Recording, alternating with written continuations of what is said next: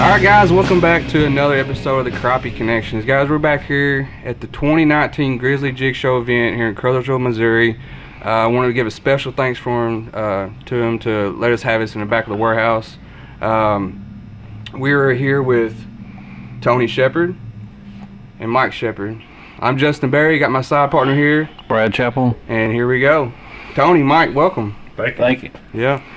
So y'all home's lake is Kentucky Lake. Now, we already had Tony on the show, and now I got his brother, Mike, here. Correct. So we're going to pound Mike a little bit here. Not his dad, his brother. Not his dad, yeah. Let's get that out. I screwed up there. I said it's well known now. Yeah. Now, I just met Mike probably 10, 15 minutes ago, and I said, Mike, you're his dad, right? And boy, I got the hardest look I ever got in my entire life. You got the Paul Harvey side. Yes, exactly. So let's start out something fun here for a minute. What's the best memory y'all have as a kids fishing together? Something that's real key. Tell us something good about Tony that we can blackmail One with. that jumps in my mind. We was bass fishing one day. He'll start grinning because he knows. He knows what's coming. And I had this huge bass on, and he grabs the dip net and hits it across the head trying to dip it. And it was probably the biggest bass I ever had on. He sat in the back of the boat. Of course, he wasn't very big. Just cried. How old was you? He's still crying, looks I was like. probably about 19, 20. 19? I was probably about 20. And so how old was you, Tony? I wasn't very old, but he threatened to hit me with the rod, so that's why I was crying. Oh, you was crying, huh? Yeah, he turned around. That's hilarious. That is hilarious. Brad, you got some questions over here? You got? We talked about memories. I'm going to start out real deep with both of you guys. What's your most memorable fishing tournament, or something to do crappie fishing related? What's your most memorable moment crappie fishing? Probably the best memory that I know of. Because, a memory to me is like a perfect situation. Mm-hmm. And I remember a tournament, it was just a club tournament, and at like 8 o'clock we had 13 pound, I was ready to go weigh in. It was lights out. Everything was perfect. Didn't take but like 3 spots to catch them. Don't happen very often. Right. We talked about, last time you were on there, details that you try to really key in on. You remember any of those details from that? I remember the profile was smaller, and we was using lime green chartreuse, fishing stake beds on an old ditch, 8-9 foot deep. And every fish we caught that day, you had to pull across it and let the wind push your boat back across it, and you'd catch them as the wind was pushing you back. That was the little trick of that day. Small profile, slow presentation. Mm-hmm. It's kind of your bread and butter fishing style. That's what I like. That's what you like. What about you, Mike? We basically fish the same way. I mean, of course we're brothers, and a lot of it we just learn together, and that's, you stick to your strengths, not to say that we don't try different things, but it seems like if it's our strength and it's working, that's what we're doing. I know you guys started out crappie fishing tournaments together. Is that your only partners you guys had here recently, or? Well, I fished with Alan when I won the national championship, and then Mike decided jumped on board, started fishing, so we took off. I bet y'all have some deep arguments on the boat, don't y'all? Not really. No. Y'all get along pretty good? No, when it gets quiet, it's bad. Right. So it's good brotherly love out there on the boat. That's for sure. Quiet boat ride and quiet ride back to the house. I know that feeling. I've been there. But that's funny. I mean, we're out there fishing a lot of times when we're really keyed in. Yeah. It's like we're out there by ourselves. I'm watching duck under. He's watching duck under. We ain't talking. We're zeroed in. That's awesome. That's awesome. There's one thing I want to ask you, Tony. Ever since we had this last podcast, I mean, you always say, I remember you saying you only troll with one jig, 7, 8 foot or less, right? Yes. And that's been in the back of my mind the whole time. I don't know, I can't remember last time if you gave a reason why, or is it just a personal preference? Presentation. It's just your presentation? Presentation, yeah. You get a lot more presentation out of a jig with no weight above it, killing the action. And in shallow water, you can get by with it and keep your line straight enough, but when you get in deeper water, you have to add a weight above it, and you do lose some of your presentation. But just a rule of thumb is I like to fish light as I can. What about the line? What size line do you use? I use 8 pound all the time. 8 pound regardless? Mm-hmm. Anywhere I go, 8 pound gamma. Never caught an 8 pound crappie, I guess. No. That's how I felt, about 6 pounds. Uh-uh-uh. What about timing? What is your favorite month to crappie fish and why? February. February. Yeah. I'd have to agree February. Why? Just because the fish are staged up. Pre-spawn. Pre-spawn. It's easy. Big guts. Big guns. They don't look sick. Don't look sick. I would have to agree. I mean, I think everybody really keys in on the spawning months, March, April, May up further That's north. probably my least favorite time to fish is when Yeah. the fish are spawning. Yeah, they just liable to find them anywhere. Yeah. They ain't schooled up and Right. And the thing about spawning in my mind, and I guess being a guide getting to fish, good weather and bad weather a lot of days, and there's so much changing of a weather in a Right. 24-hour period that Right. fish run in, they start to spawn, you're thinking everything's going great, and all of a sudden you got 2 other weather fronts that comes in 48 hours, and man, the fish don't know what to do, and then in turn the fishermen have a hard time figuring them out as well. Yeah. Takes a lot of adapting and adjusting during the spawn. You could catch them one day on the bobber and next to the bank, next day they'd be 20 foot off Yeah. the bank on the first ledge. Yeah, they move a lot. They move fast. Mike, got a question for you. What's of all these years since your big brother Tony here? What's the biggest lesson you learned so far through crappie fishing? he probably fishes with just a touch more patience than I do. I would probably, when me and him are not fishing together, he'll probably sit on a hole just a touch longer than I do. So he's got patience, a little bit more patience. a little than more what you do. patience, yeah. How long do you think, as far as like sitting on let's say a steak bed, and you're wanting to get bit, of course, but how long do you actually give those fish before you think it's time to go ahead and move off of them? You have a rule of thumb, or? Not really. If I'm catching fish, I'll stay there till I quit catching fish. If I think there's fish there and they're not biting, I'll go, 10 minutes trying to figure something out. Mm-hmm. But if I've already caught fish that day on a color or something, and I'm not searching for a color, and I don't know, about 10 minutes, that's about me. And I think he gets a little of that from my dad. Used to be a bird hunter, or our dad. And when Dad had got a covey up and they was singles scattered, he would beat them singles to death. He wanted to pick every one of them He up. didn't go look for the next covey. I've got birds here. Well, I learned that from Tony. You get in an area that's got fish, he's gonna beat that area to death, where I would have probably pulled out before. I learned that from him and went looking for another. Yeah, that's a good point right there. I know one question, like we said, we're here at Grizzly Jig, and a ton of people shopping and everything else. One of the questions that I got asked a ton yesterday was, how do you approach new lakes? And Great question. I know everybody has their own little mindset, and I think we even talked about it last podcast we had with you, but I wanted to kind of go back onto that subject because people are still wanting to know, how do you actually go back in and say we're going to Beaver Lake over in Arkansas. I don't know if you've ever been there or not, but what would be one of the things that you'd really try to do once you got on the water? Once I got on the water, like We're in I said last January, time, right now. January, Right now. I'd probably find some of the deeper creeks where I've never even looked at this lake on a map. Right. I'm assuming it's got a creek through it, Right. a big creek. I'd start on the creeks, maybe at the mouth of the feeder creeks that's coming into the creek, because the fish should start staging about this time of year. That's probably where I'd start looking.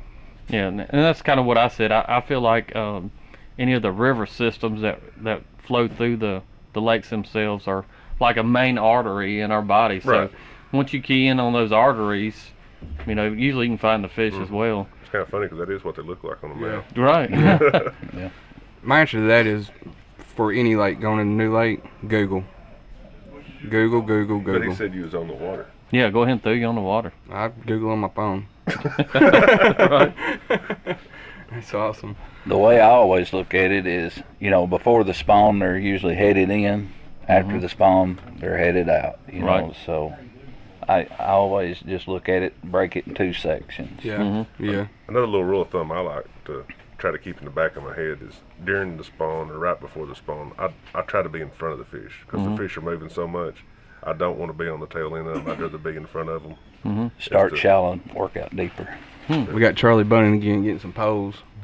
And Selling them customer being them service. poles out here at Grizzly Jig, boy. Photo bombing. Right. Say hi, Charlie. Good morning. Good How's morning, everybody Charlie. doing this morning? We're doing Great. good. How about you? Oh, doing great. Good. I know another thing I asked Ronnie Caps is superstitions. Do you guys have any superstitions as far as fishing goes? Yes. Oh, I want to hear. He's the first one to answer. He Mike might go said first. that with confidence. Yeah. Sausage and biscuit and Diet Mountain Dew before every tournament morning. Wow. Yeah. At one time No we cheese on it, or Yeah, you can have cheese and egg, but you gotta have that sausage on there. Really? What's the story behind that?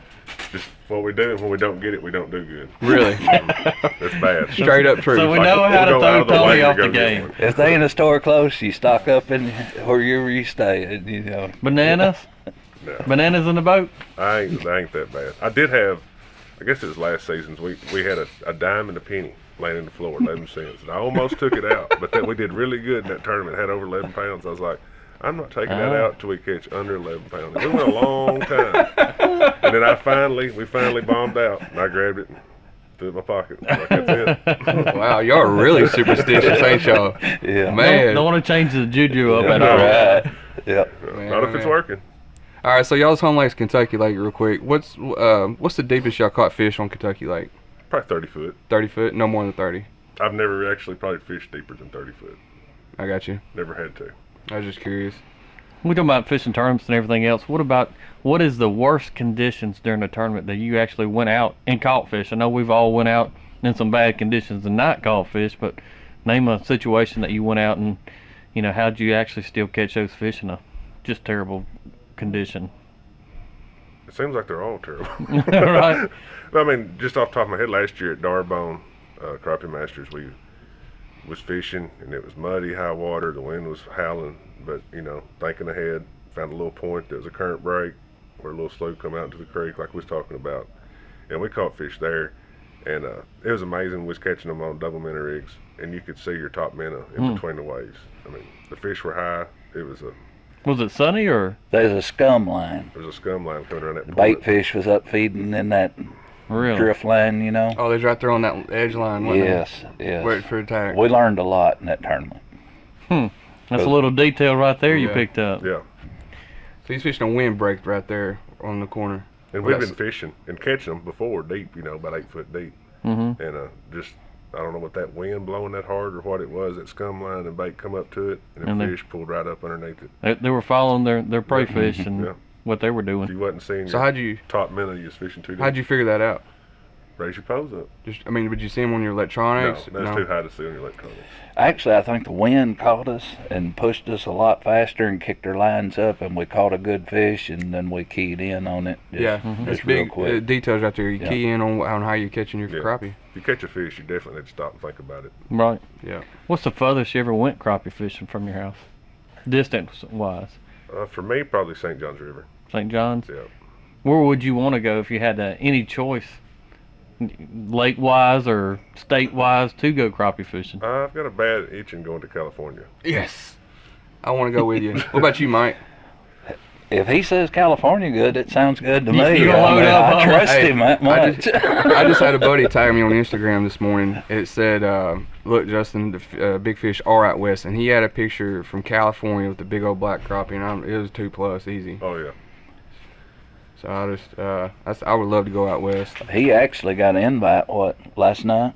Yeah. Well, there's a guide on Clear Lake that I'm helping out, and he's starting a tournament trail, and he told me, I believe it was in 2 or 3 days, he had filled up. He's wanting like 75 boats his first tournament trail, Wow. and then filled it up. And he guides there, and he said every day you can go out and catch 100 crappie before dinner. Most of them, he said, the average fish pound 3/4. Where's this at? Yeah. Clear Lake, California. Really? Yeah, that's a long way to pull a boat for sure. Yeah. Them bass guys do it all the time, but they get paid a lot more though. Yeah, Ed told me, he said, just fly in. I'll pick you up at the airport instead of me. I Really? got 2 boats if you want to fish with me. If you don't, I was like, boy, that's tempting. What'd you say? Come bring drill with you. What'd you say? 415, his biggest Yeah. fish? No, not his, but they had he says, this guy, and I seen a picture of it, and I don't know, can't weigh a picture, but it was a big fish, and he seen a guy on the bank that caught a big fish, and he said it weighed 415 on his scale. Good Lord. How big again? 415. From Cali? Yeah, Good Lord. yeah. Now you I'm trust gonna, him? I'm gonna have to get a tandem axle trailer before I go out Hey, there. guess what? It's bobber fishing. Was he really? Yeah, My it's all kind of bobber guy. fishing. For in Cali? Yeah, casting or bobbers. Yeah. Well, I'm gonna have to show you a thing or two there.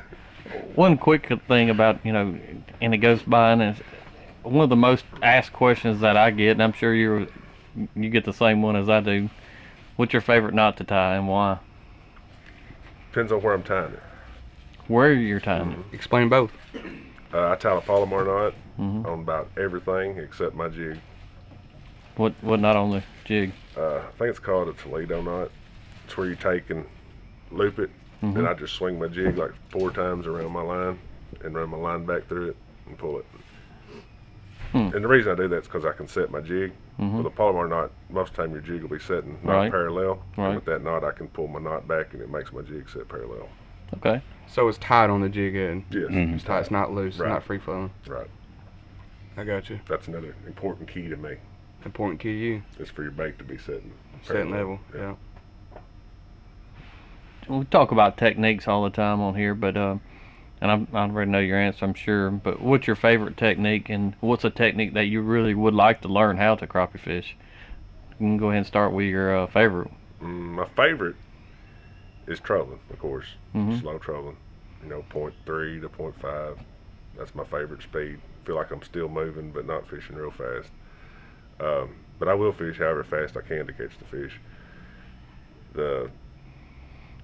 I'd really like to learn long lining better. Mm-hmm. I'm not much on pulling stuff out the back of the boat. It's just I like seeing the bite with my eyes or feeling the bite. And but long lining, I'd like to get more in depth and get better at it. Mike? My favorite is probably just single pole vertical fishing when it'll happen, I mean, if I'm out there on Kentucky Lake just for fun, just looking, hopping around, most time I just fish one pole. Mm-hmm. Just Anything I that you would like to really- learn? Dock shooting or? Well, I'm content with what I know, but we need to learn long lining.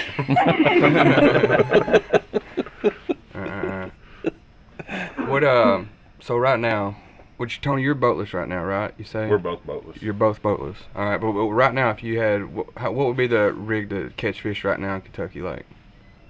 As Far as just to catch fish. Double minnow. double minnow Double rig would minnow be rig. pretty. No, you're going Pretty slow, right? Yeah. Now, I've watched a lot of videos, and they say over in Kentucky Lake that the ledges that do like a 90-degree turn or sharp turns is that pretty much like an interstate for crappie on Kentucky Lake? Yeah, anywhere there's 2 creeks intersect, where I got a big feeder creek coming into like a secondary channel, is a good place to start locating crappie. All right. Brad, you got another question over? Yeah, it goes back to why most people actually crappie fish, but what's your favorite way to cook and eat crappie? Fried. Fried. Hard to beat that grease. Well, how do you do it? What's your recipe? We use Louisiana fish batter, the blue Louisiana. bag, Mm-hmm. all the time. It's my favorite. A lot of salt, pepper, just straight just, batter. Just straight batter. Usually I kind of lay them on a towel, pat them off a little bit, get the water off of them, throw in there, shake it, throw them in the grease at about 375, and they're ready to eat. Sounds delicious. Run down, doesn't it? I made some crappie patties the other day. How was that? It was excellent. Really? Yeah, it was really good.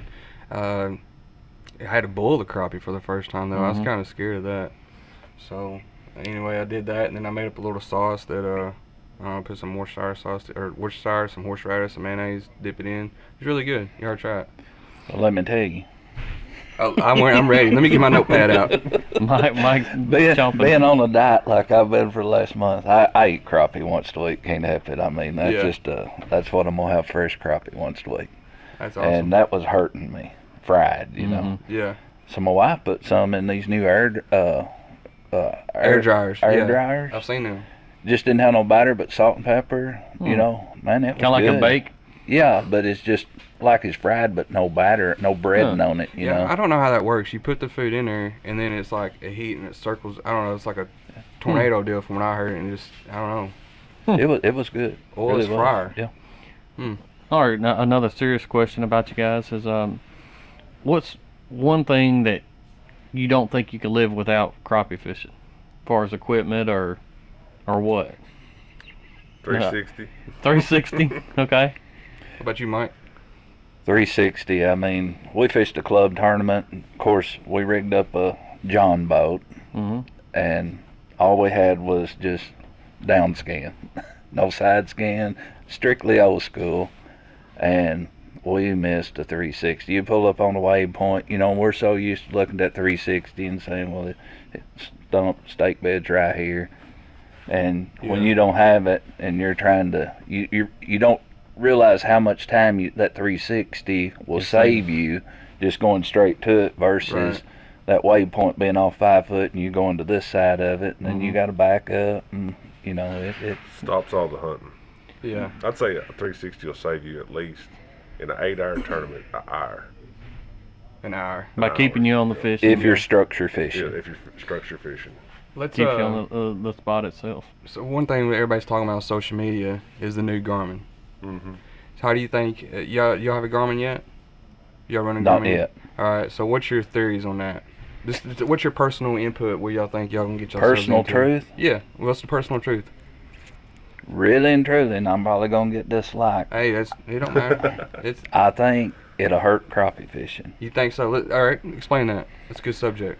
Well, I mean, when you can see the fish, you know, really to me, it's almost like being able to put out a corn pile deer hunting. You know, I mean, you put that corn pile out, you got cameras set up, you know what time he's coming. You know, that deer's to a disadvantage. And I think with the live scope, really being able to see him, not saying you can't with a 2D or some of the older ones, but you've got to use more of your imagination to know what's going on. Yeah. For that live scope, it's just like a video game. I mean, you're seeing it right there. Everybody can see it. And I think it puts the fish at a disadvantage, which I think if we as sportsmen don't step in, and, you know, you got catching, you're going to be able to tell if they're big fish, little fish, you know, and you're targeting the big fish, then you need to release them bigger fish for brood stock. Right. You know. And just if you want something to eat, keep that eater grade. You know, That's a great. That's my opinion on it. That's a good opinion right there. I mean, it's something everybody needs to take in consideration here. Tony, what's your thoughts on it? Only keep what you need to eat. Only keep what you need to eat.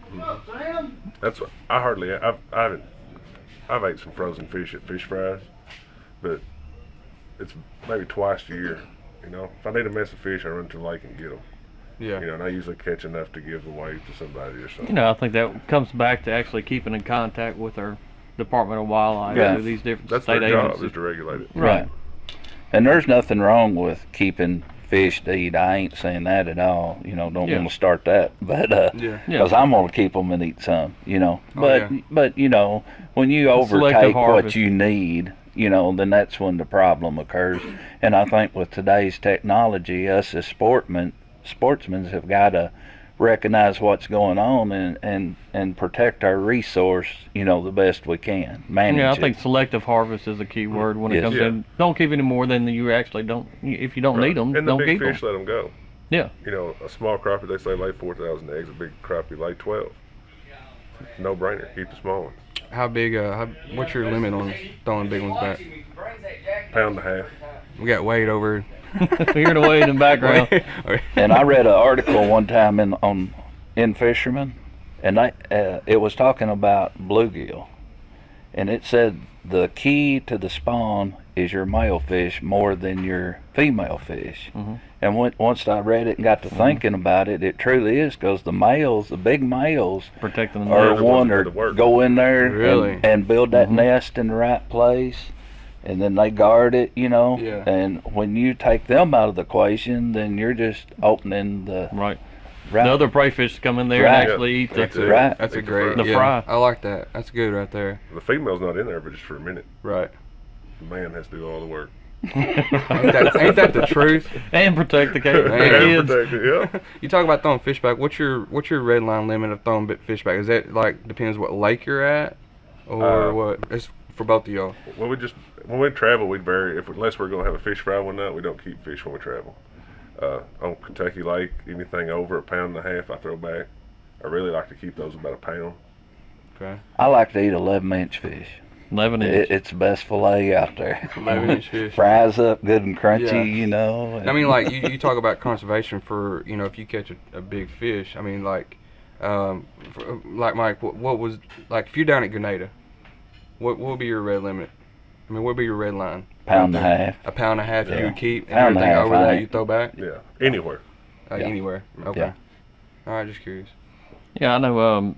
I think a big misconception in the fishing world is tournament anglers, whenever they go to a new lake, they just go in there and fill up coolers or, ice chests and bring them back home full of Yeah. fillets. And there might be a few guys out there, but most of the, true guys that have been doing it for years really don't concentrate on keeping a lot of fish because they want to come back and catch them during tournament Right, time. right. So, Right. Yeah. We'd You would to hurt leave- yourself. Like to leave a lake like you found it. yeah. And even better, as far as leaving the brood stock where most people would have took them on Right. Yeah, I mean, to the house. You even commented, Brad, before that people come down Lake Washington with freezers in the back of their truck.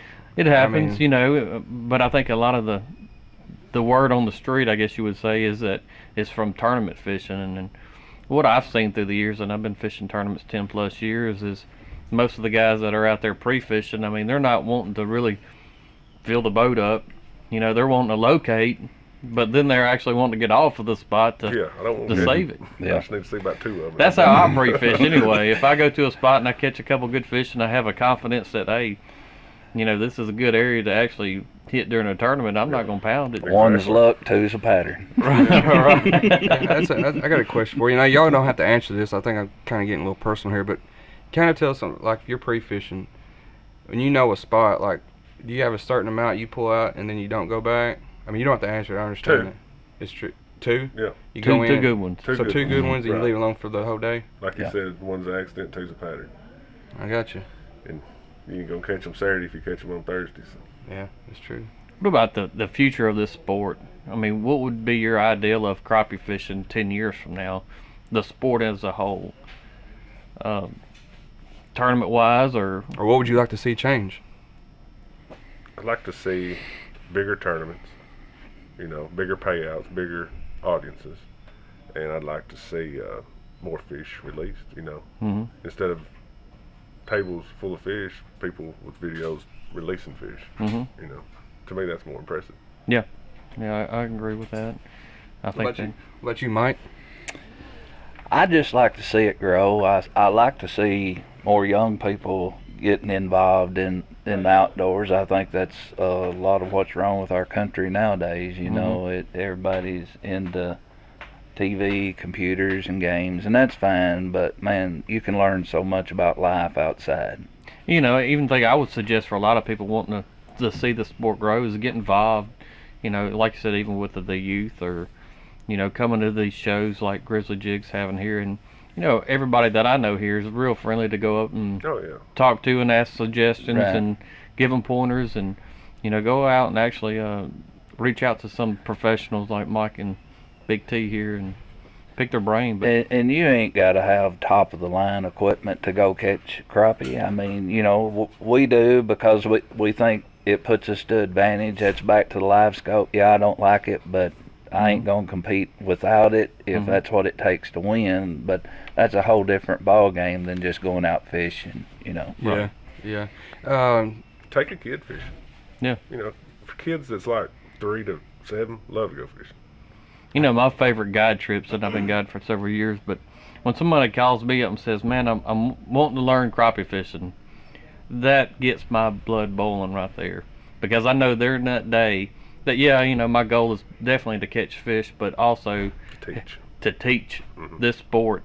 And I think that's what it's going to take from all of us, from guides to tournament anglers, and anybody that really loves this sport, is to share the knowledge. And that's what we're about here on the Crappie Connection. And Right. Tony, you've been right here with us through the very beginning, and that's what it's going to take, is getting involved and teaching this sport to other people. And that, we was talking about this earlier, you can tell anybody and explain in great detail on these shows how to go catch fish.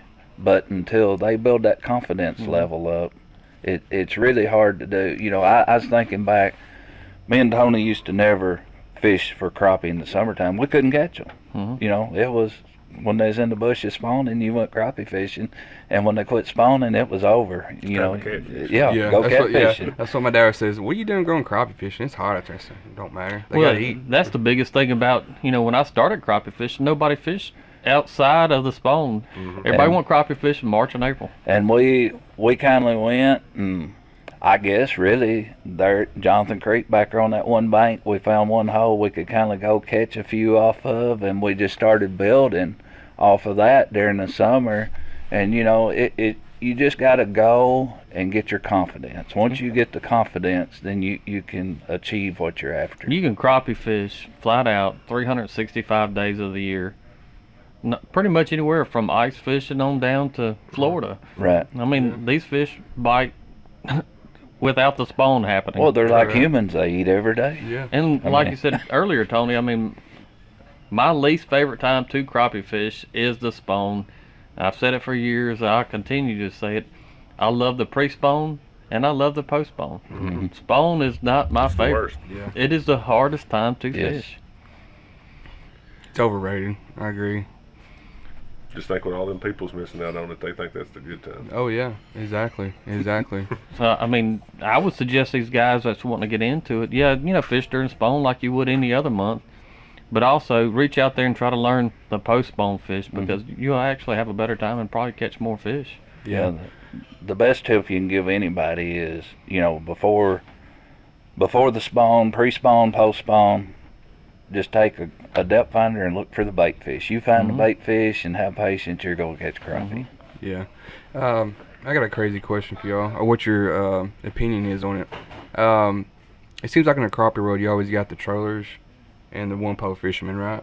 All right. Some are die-hard, some ain't. What would you say to the guys that say trolling isn't fishing? It is fishing. It's just fishing 8 of them at once. 8 of them at once. It's a lot of technique. What about you, to it. Mike? Oh, you're thinking over there. You're thinking up. You're stirring something up in your head. Usually, when somebody downgrades another method, and use me for a prime example, the long lining and the crankbaiting, I absolutely don't like it. But probably the biggest reason I don't like it is because I don't know how to do it. Right. Good answer. It's a I great answer. totally agree with that. Totally agree. Great Most answer. people don't like it because they don't do it. It's just like you'll see guys that, well, I drive a Ford, so all the Chevrolets out there are Right, pieces right. of crap. You know, Yeah. it's the same mentality when it comes to methods. of It crappie ain't nothing fishing. that irritates me worse when we're out there spider rigging in July and somebody comes by pulling crankbaits and they're just reeling them in like they're everywhere. Right. I love doing that. Darn crankbaiters. They're going to catch them all. Yeah, they're draining the lake. That's hilarious. You got any more questions over there? You got? I'm good. How many minutes we in on this? We're at 30 minutes. Y'all got anything you want? You got anything new coming out with Jinko that you want to tell us about, or? iCast, we're going to have some new colors. I think 5 new colors in crankbaits, probably 5 new colors in the soft plastics, and I am introducing a new plastic bait that's got a little paddle tail on it. I got you. Mike, anything you want to say before we go off air? No, just everybody catch a bunch. Take a kid fishing, get him off the electronics. I gotta get mine off Fortnite. Oh, Y'all got Fortnite at your house? no. No? I don't allow that stuff. You're more man than I am. You My gotta put your goodness. foot down. Well, hey, we want to give a special thanks out to. Well, Brad, is there anything else you want to add before? You know, close it just out? like I say at every episode here, is make sure you go ahead and subscribe to our YouTube page and Facebook page. But also, you know, invite your other fishermen to check us out, and invite your friends to check out the Crappie Connection because, you know, we're wanting to help grow this sport and get it going in the right direction. It's all about educating the fishermen. Yeah. Yeah, speaking of direction, check out one of our Direction TV with Mark Stowe. Got some good things coming up with him. Wanted to give a special thanks to Grizzly Jig for letting us come back here in the back and do this and get all the pros back out there. And big thanks to Crappie Crazy as well. Other than that, guys, Justin Berry, Brad Chappell. Big T. Big T. Mike Sheppard. All right, special thanks to Hunter back there. And we'll see y'all later. Appreciate it. All right. Holla. Big Muddy River, place I'll always remember. Cabin on the lake and a fishing pole. Forever here I'll rest my soul. I can feel my worries drift away.